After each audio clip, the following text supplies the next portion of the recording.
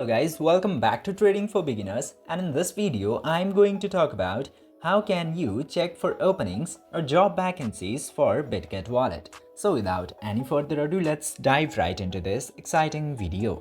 Now in order to do that, you just simply have to open your Bitget Wallet application. And after opening the application, tap into this 4-circle icon into the top left corner. Now after tapping into there, scroll down to all the way bottom.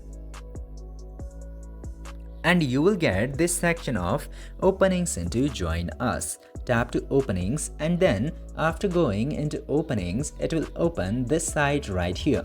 Now into here you can see all of the vacancies that are available into this section.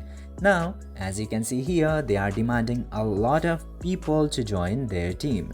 Just simply select any of the vacancies for which you are interested in, and after that you have to tap into this apply now and you can apply for the job opening. This way you can easily get jobs or check openings into Bitget Wallet. I hope this video was helpful for you. If yes, don't forget to like, share and subscribe to the channel to never miss another update. Thank you for watching this video.